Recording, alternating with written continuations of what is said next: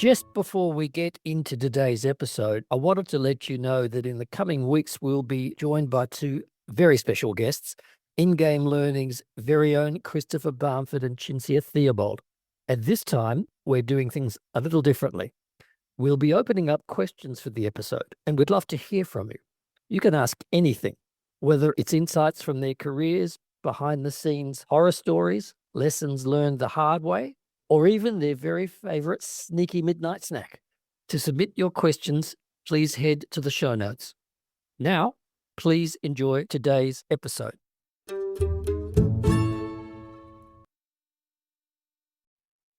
Plain language benefits the language itself because good and clear language would raise the status of the language. It would make people respect the language more. It would help the language stay a language that you can use in all areas of life. And therefore, it will strengthen the language, not just as a cultural object, as you say, but also as the main infrastructure in society.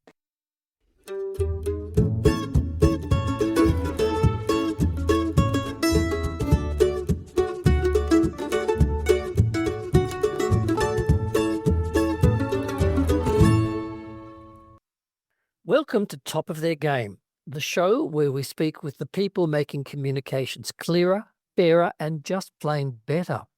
I'm your host, Bob Milstein, a lawyer and plain language trainer, practitioner, and advocate. Regular listeners, and aren't we all, may remember that in a previous podcast, Annetta Cheek, a driving force behind the introduction of plain language legislation in the USA, was singing the praises of Norway and the many exciting initiatives happening there on the plain language front. In fact, if I recall correctly, Annetta described Norway as a bit of a poster child for plain language. Today's guest has had a lot to do with making that happen. Torunn Reksten is a plain language expert at the Language Council of Norway.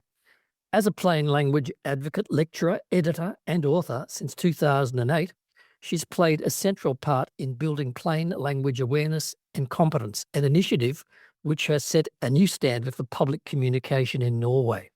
She represents the Norwegian standardization body to ISO 24995, plain language, and serves on the drafting committee of ISO Working Group 11 for the standard. For those not initiated in the wonderful world of ISO, that stands for International Organization for Standardization. You'll hear quite a lot about it during our chat.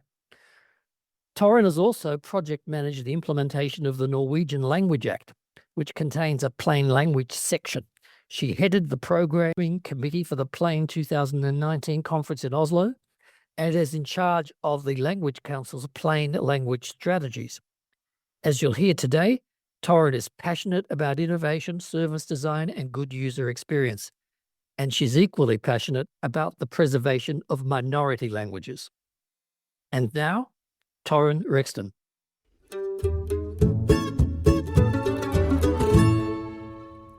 Torunn, thank you for joining us. Lovely to be here. You wouldn't have heard this, but in the introduction, I suggested that Norway is known in many circles as the poster child for plain language. Shortly, I'm going to ask you to explore that proposition with me. But before we do that, I want to take you back to some basics about the Norwegian language, what it is, how many there are, how they get taught to whom and when, and how that language diversity might inform the approaches that regulators have ultimately had to take to regulating language in Norway.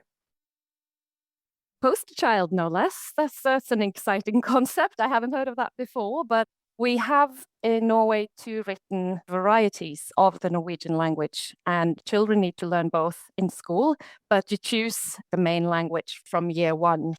Then students, they learn also English in school, and students in the Sami area, the Sapmi, they would very often learn Sami. Or we also have other national minority languages like Kven, which is a variant of the Finnish language. So there are different approaches to that depending on where you live, of course. But for the Norwegian language, one of the language variety is much larger than the other one. But the duality really affects our society in both good ways and in more challenging ways, I would say. The two language varieties have been regulated in the language acts for a very long time because they are equal by law. But I think from January 1st, 2022, we got a new Language Act, which reflects the entire language policy and our language diversity. So we have sections for Sami languages and for national minority languages as well in that act. I'm not sure I'm answering your question because you pushed the on button and I can talk about this for hours. Oh, no. You've given me a lot, so I want to break it down a little bit. You mentioned the two languages that children learn before they get a bit older and start learning English. What are those two languages? Well, usually in kindergarten and in school, you will choose one language variety. And it's very often a geographical choice. Where you live really depends on what you're taught in school. But then when you get a little older, you are also required to learn the other language variety, which means those who start working in public service later, they are required to master both. And it is in our Language Act regulated how much of the two varieties should be used in government agencies.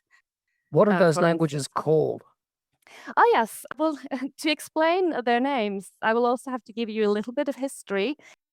Norway was in union with Denmark, our big brother Denmark, for 400 years, which after the Black Plague in the 1300s sort of wiped out everyone who could read and write. So that means we were very open to being influenced language-wise. So Danish was our language for almost 400 years.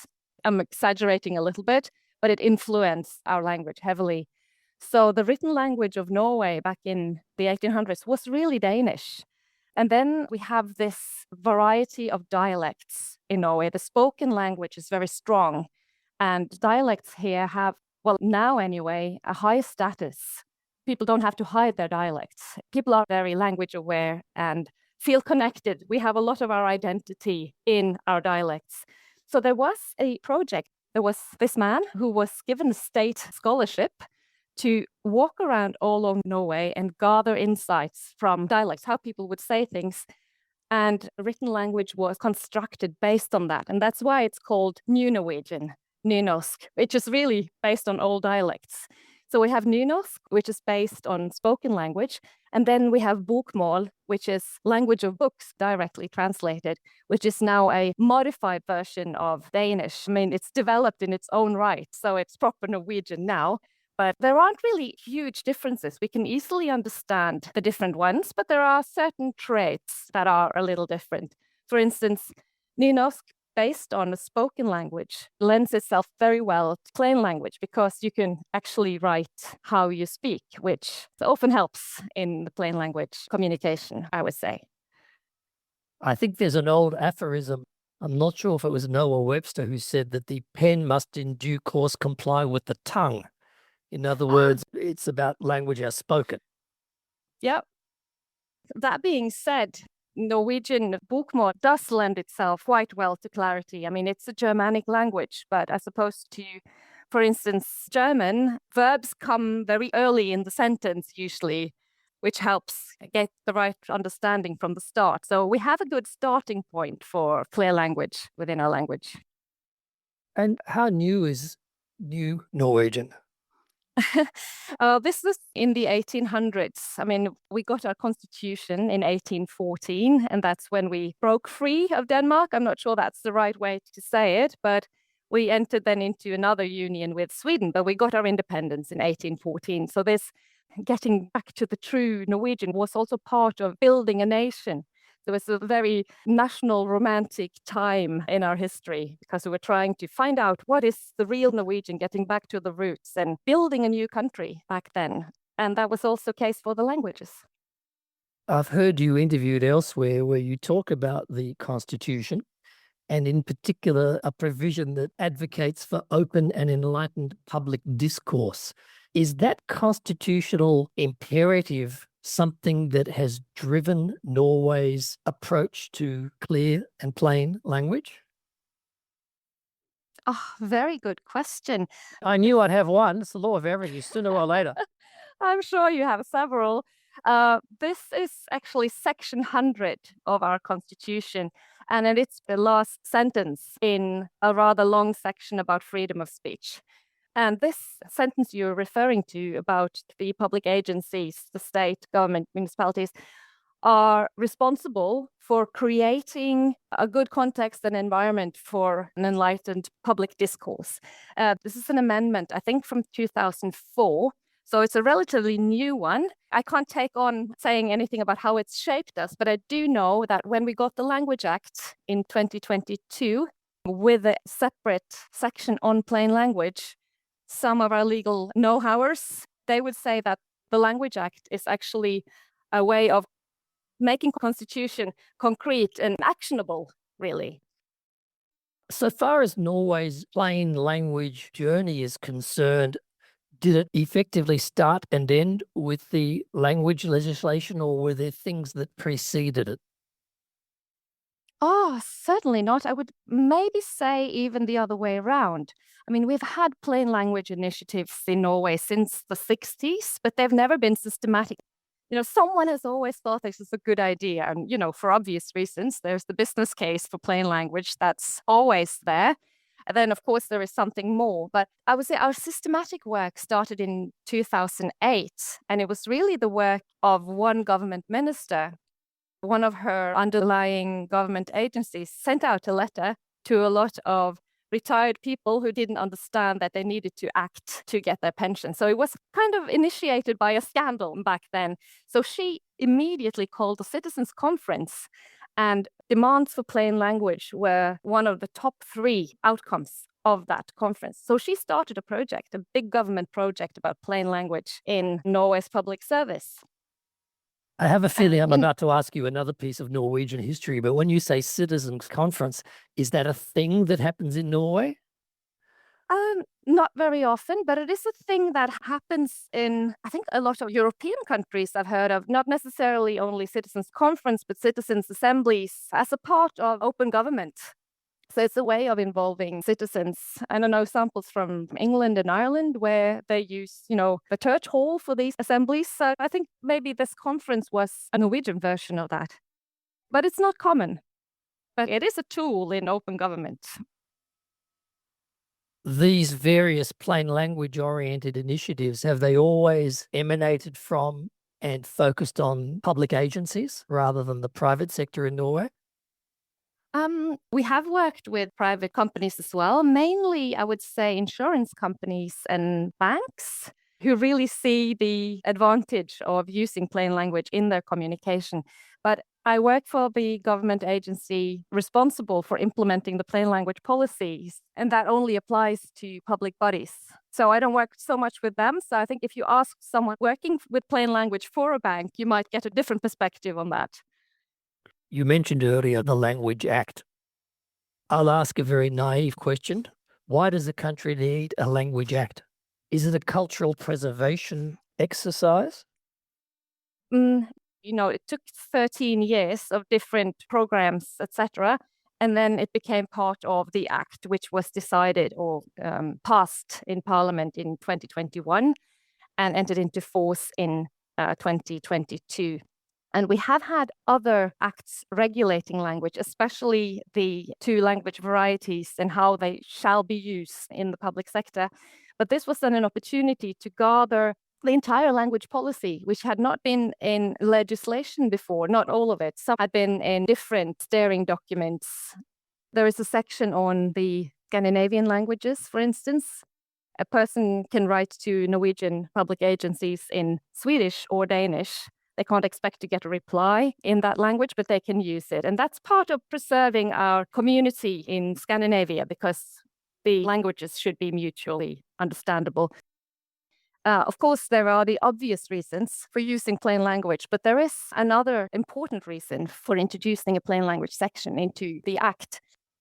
Languages can be replaced by other languages. For small languages like Norwegian, we do see there is a threat from especially English, but there could be also other languages influencing our language heavily. So in that respect, I would say it is a preservation idea, but plain language benefits the language itself, because good and clear language would raise the status of the language. It would make people respect the language more. It would help the language stay a language that you can use in all areas of life. And therefore, it will strengthen the language, not just as a cultural object, as you say, but also as the main infrastructure in society. I think it's the only country I know where it's part of the reasoning for the section in the Act. It's fundamental to an engaged and informed democratic public. Yes, absolutely. At universities, for instance, PhDs are now published in English. We call it losing domain. So we don't want Norwegian to lose domain in all areas, and ensuring that the language that we produce at least is good does help. And this is particularly relevant now with the use of AI. I definitely want to come to that issue shortly, but before we do, I want to take you back to the legislation and the fact that part of it deals specifically with the topic of plain language. So my first question is, how do you actually say plain language in 2 languages in Norwegian? Oh, we say klarspråk, and that works in both the language varieties. And it's clear language because, plain has a different context. I absolutely agree. I'm still flummoxed that that's the word that gets the international carriage because it does convey a sense of blandness about it, and that's not what it is. Clear is the word, reader-focused. Yes, reader-focused is what we would say now, and clear is how it translates best into Norwegian. That is also a big discussion everywhere, always, I think. And maybe it gives rise to the idea that plain language is dumbing down the language, which we, of course, all know it's not about that at all.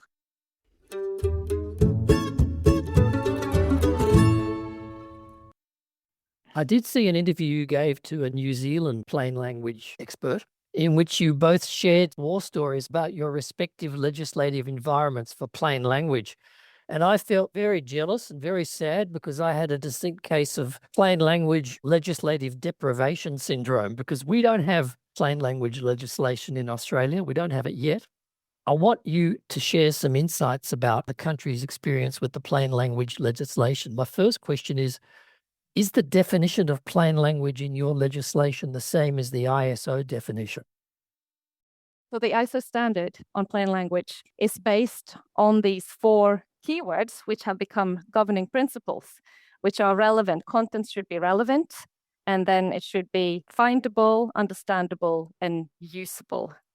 And the Norwegian legislation, does it adopt that? The Norwegian section says that public bodies should use a language which is correct, clear, and adapted to the target audience. I mean, the wording's not perfect, but it covers what we need. And by correct, it's about the correctness of the language itself. And for Norwegian, it's regulated in that way, not like English. My agency, the Language Council of Norway, we are also responsible for deciding on orthography and spelling, etc. So it's part of that. And because I was fortunate enough to be part of the drafting committee of the first ISO standard, I was also able to use this concept from our Act. We got in a guideline saying if there are official language norms, you should follow them or something to that effect. So in a way, it's not our Act that reflects the standard, but I've been able to introduce elements from how we can interpret the Act into the standard. And because how we interpret the Act should be flexible, and it is changing a bit. And the plain language discourse in Norway now is really a lot about ethical communication. And I should point out the ISO standard gives guidelines for authors who want to write documents in clear language. And there is a section there about selecting content ethically, saying that a content should not be misleading or wrong, or you shouldn't leave out anything that the reader needs to know. And this was a much discussed guideline, not only in the ISO group, but also at international conferences, etc., with the question, do we really need to say that you shouldn't lie? But if it's important enough to enough people, it becomes part of the standard. So there were strong voices from other parts of the world that said, yes, we do need to have these ethical guidelines. Nationally and internationally, there's so much information out there that you can't trust anymore. So I think it's more the developments in the world that make it necessary, because before we would always trust the information from government. We say that trust in society is the Nordic gold. The Nordic Council of Ministers said in a report, and we do still enjoy high trust in government, and we want to maintain that trust. And plain language is an important tool to do so. I won't be shocking you if I was to suggest that the world is a fairly divided place at the moment. I'm conscious that in New Zealand, for example, when it came to their plain language legislation, it became a bit of a political football, and therefore you'd have the red tape gone mad school who would push against it. Are there similar forces at play in similar debates that take place in Norway? Our act is not as specific as the New Zealand one. Well, as long as they have the act, I'm still very envious of it because it does set out certain requirements for how to follow it up. We don't have that. There's no demand for government agencies to do this and this and this specifically. We give guidance for how to implement plain language in organizations, but it's not really debated. What people in other countries found fascinating when I talk about this is how, since 2008, plain language has been steady, even through shifting governments, because you can always find the arguments. This first minister that I was talking about, she was from more of the left side in politics. So she would use, the democracy arguments and, legal safety, etc., as the argument for using plain language. And when later we got a government that is more right-wing, I have to say the difference between the left and right wing in Norway is not as big as in certain other countries, but still there's a change. And then it was all about, efficiency and saving money, saving time. So you can always argue that plain language is a good idea. So it has been a lot of top-down initiatives, but also the initiatives in Norway are bottom-up because people expect good service. They expect their communication to be clear and they demand it.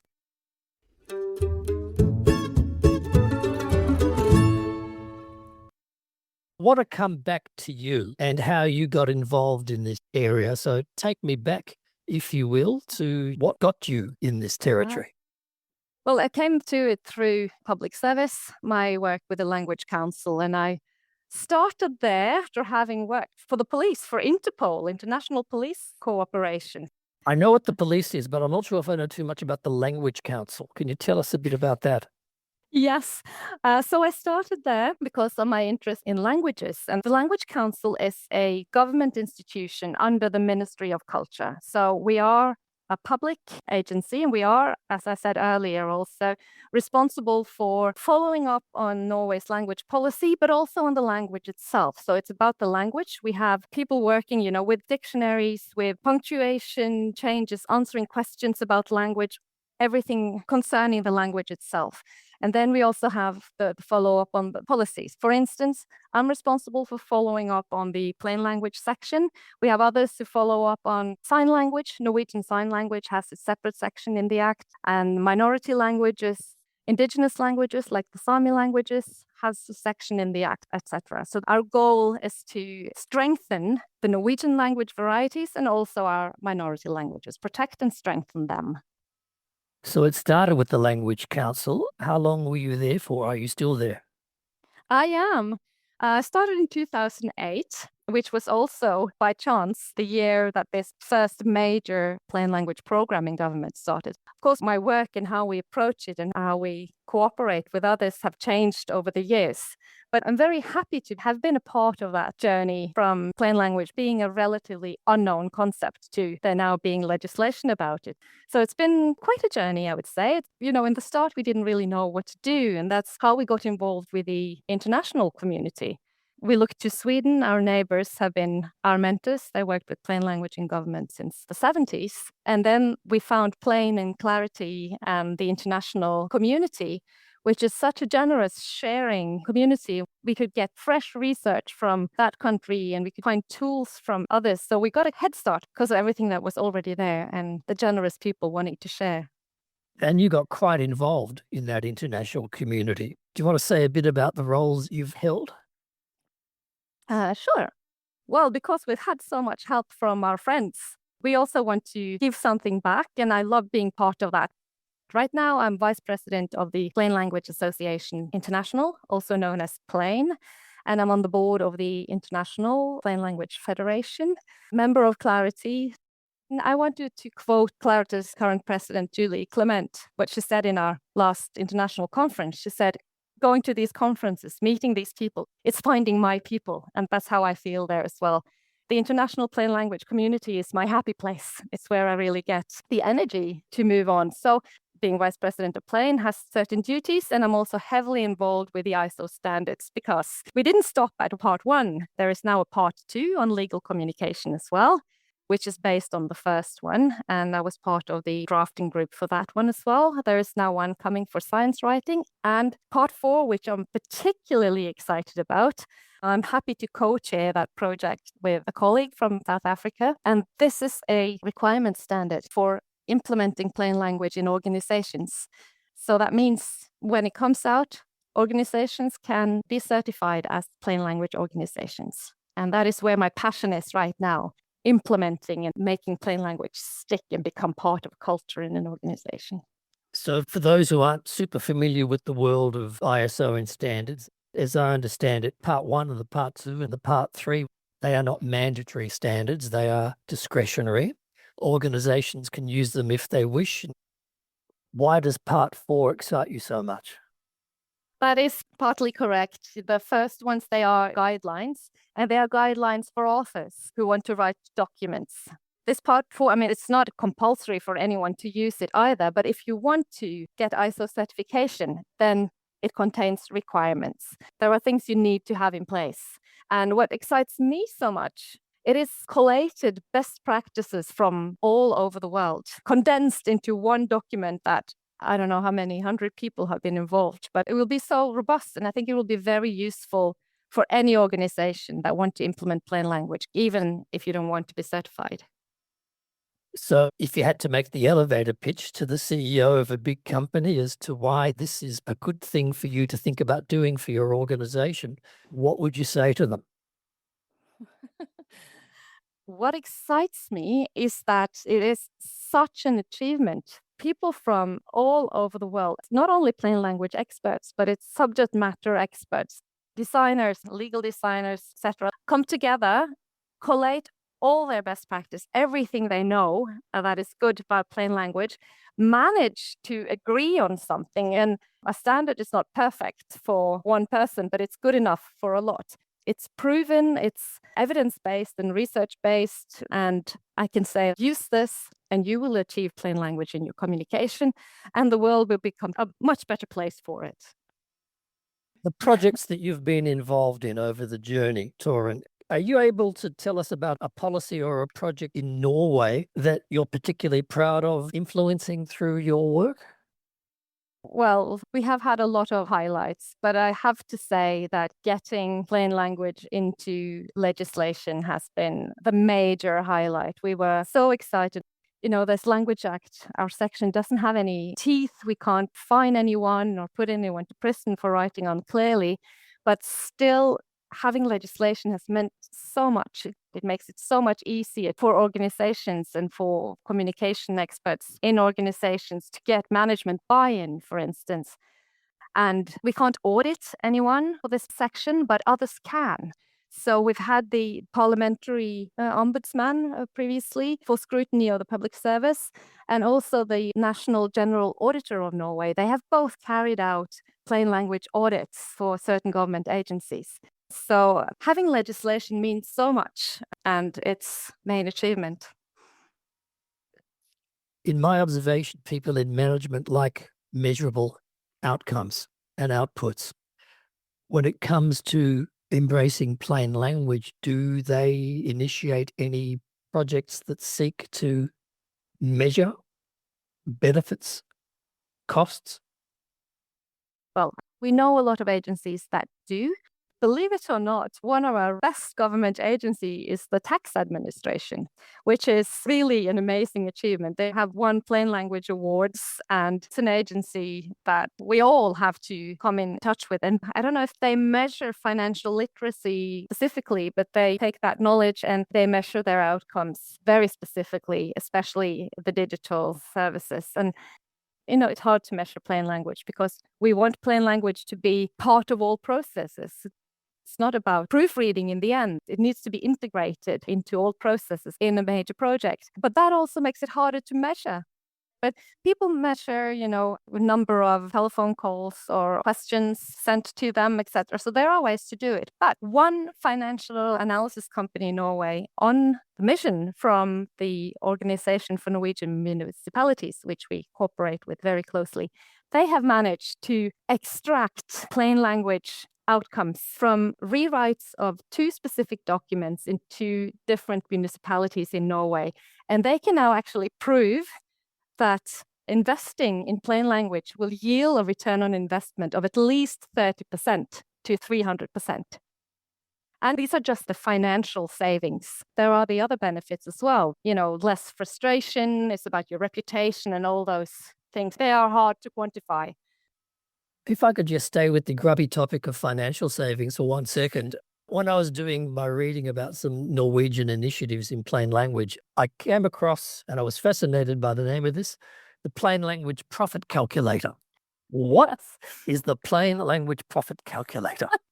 The Plain Language Profit Calculator is a byproduct of this report that this Menon Economics, which was Norway's leading financial analysis company, I think. But this report showed how you get the ROI of at least 30%. They have turned that into a calculator. And the calculator is really just an Excel sheet. But the main purpose of it is a tool for showing how much you could actually save. And we do know that numbers speak. So this calculator is an offer to any public agency to add their details and then see how much they can save in using plain language. We started our conversation by you being not so sure whether Norway deserves to be called the plain language poster child. I think in the last little while we've established why it perhaps does deserve that. There's an amazing amount of exciting and innovative stuff taking place. I'm Norwegian, so we are naturally humble, but we also have challenges still to overcome. So we are still taking it step by step towards our Norwegian plain language nirvana. I mean, you see other countries in the world and we learn from them. Brazil is an excellent example of innovation in plain language. So we try to be out there and, sense what's going on and bring everything good back to Norway. Do you believe that plain language can be taught to everybody? Or is there something innate about being a clear communicator? Oh, that's a hard one. I'm not a psychologist, but I do think that everyone can get much better with practice, with the right feedback and good examples, etc. Then there are some people who have an ear for rhythm and structure. So I think you can learn the core skills, planning for readers, cutting noise and testing, etc. That's teachable. So yes, I think it can be taught to everyone, but doesn't necessarily make you a clear communicator. When you are teaching, Torunn, are there any frequent flyer areas of resistance that you encounter where some people just are not comfortable or come up with the yeah, buts, what about this, or that won't work for this reason? Yes. I mean, we don't have to convince as much about the idea of plain language anymore. Occasionally, yes. But, when it comes down to your own text, it's different. It does hurt, doesn't it? A little bit when people work on it. So one of the things we need to emphasize strongly is that when you write for your employer, when you write for the Norwegian government, it is not your text. It's not personal. That being said, of course, we get skeptics and some resistance, but that's also healthy, I think, because then you can have a real discussion about it. And we are not always right. My approach is very often to ask naive questions. And sometimes I'm wrong, but that's also interesting because it shows that it can be misinterpreted. And then I see that very often when we worked with someone for a while and discussed things properly and respectfully, the biggest skeptics become our best allies. They become the best plain language enthusiasts after a while. I've seen that many times. Yeah. But you do have to have that respectful, supportive discussion. Of course. That's also why working in interdisciplinary groups is the only way to go, in my opinion.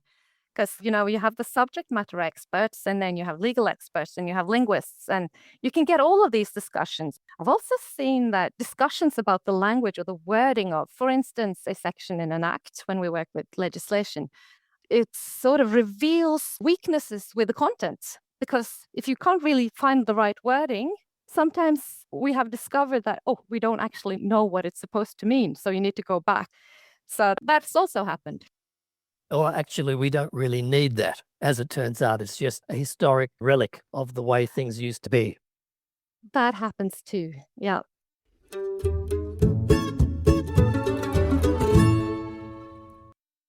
In our remaining time, I just wanted to turn to some lighter topics if I could. If you had to explain your job to a 5-year-old, how would you do that? I really hope that a 5-year-old doesn't need to know what I do for a living. Um, I don't know. Maybe I would say that I work to make sure that the letters from the king and queen are understandable. Wonderful. What's one thing people would be surprised to learn about you, whether it's a hidden talent or a hobby or an obsession or anything else? Oh, I have lots of them. For 1 week in June, I church sit and I'm not available for anyone else. There is a wonderful medieval church. I'm from the west coast of Norway, outermost, westernmost island. And there is a medieval church where I work as a volunteer 1 week in the year to keep it open to pilgrims and other visitors, which means, impromptu tours, occasionally singing a Gaelic hymn, etc. And there is no internet connection out there, so I'm not available for meetings when I church sit. So it's a wonderful thing to have that 1 week of sanctuary every year. Then another thing more surprising, maybe, I am an incorrigible builder of gingerbread landmarks. I've made several cathedrals, the Brandenburg Gate. So we have a new project for Christmas every year. Are these solo projects?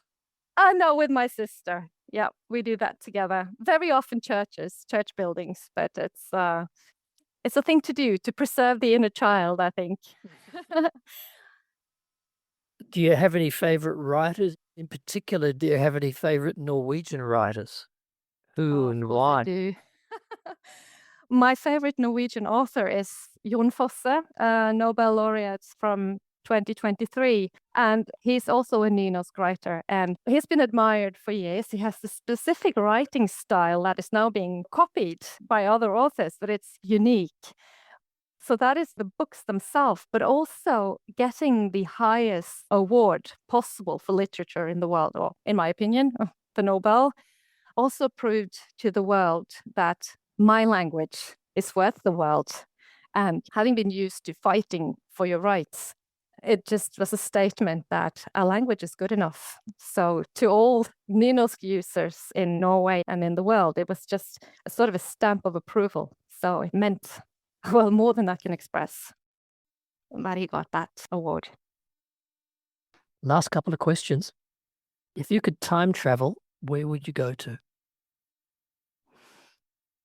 Oh, well, right now I would like to go 10 years ahead, actually, to see where the whole AI issue and influence is taking us. Where do you think it will be taking us? Where do you think it will be taking us in the world of writing? Um, Used in the right way, it's here to stay. But I think the philosophical discussion about AI is quite interesting because we do see how the use of AI can actually influence the language itself. So it's important to us to have Norwegian language models that, agents and AI is based on, etc. But the most interesting discussions I've had lately is the question of status. In the future, will it be a status symbol to use AI or will it be a status not to use AI? Because the brain is a muscle that needs to be trained. And if we leave everything to AI, we could end up not having humans left to think. I had a colleague who sent me a document last week. He said, I created this document using AI, meaning actual intelligence. Oh, that's good. I mean, it does seem already to be going in waves, doesn't it, in terms of how one values the human-based, carbon-based life form generated intellectual grunt as opposed to a statistical exercise that can be remarkably high quality. Oh, absolutely. And it's remarkable, but it's also a little bit scary. And I do hope that we find the right balance. Back to lightness. If you could own any artwork in the world, what would it Oh, be? Oh, does the big, beautiful house with large walls come with this artwork? We can negotiate that, sure.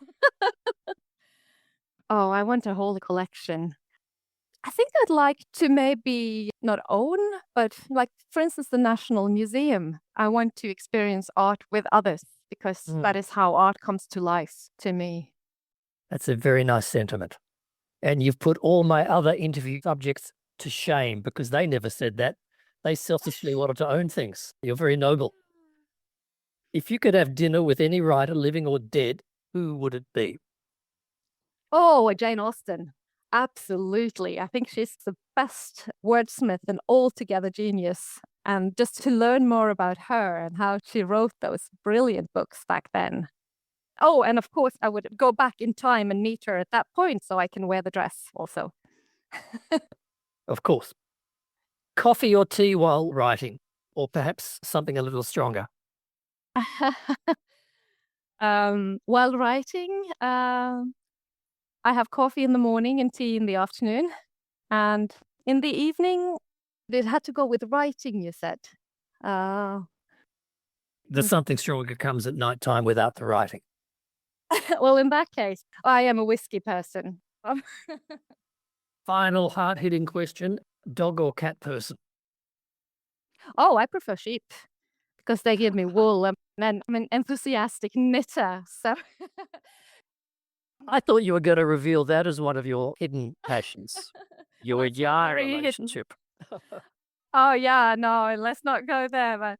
But with animals, as with people, there are some people you like and you get along with well, and there's some not so much. And it's the same with dogs and cats, and possibly also sheep. But, there are some dogs that I love and some that I don't like. So it's not really about dogs or cats. It's about the individuals and personal chemistry, I think.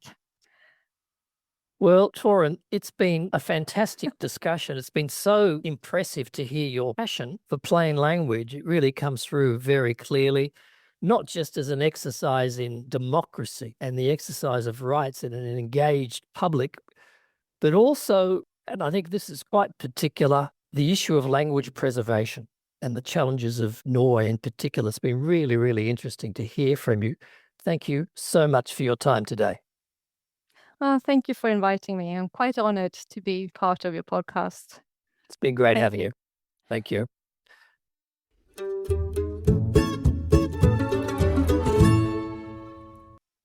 I think it's fair to say that Torunn's passion for the cause of plain language and language preservation came through very, very clearly. And as an Australian, what she is doing is quite inspiring. To learn more about Torunn and her work, be sure to check out our show notes. Top of Their Game has been brought to you by In-Game Learning, the most fun you'll ever learn. Visit ingamelearning.com and see just how fun online plain language training can be. Today's episode has been produced and edited by Daniel Vessel. If you enjoyed today's episode, share it with a colleague, leave us a review, or better yet, rewrite something terrible and send it to us. We'd love you forever, and so might your target readers. I'm Bob Bilstein, and until next time, go forth and clarify.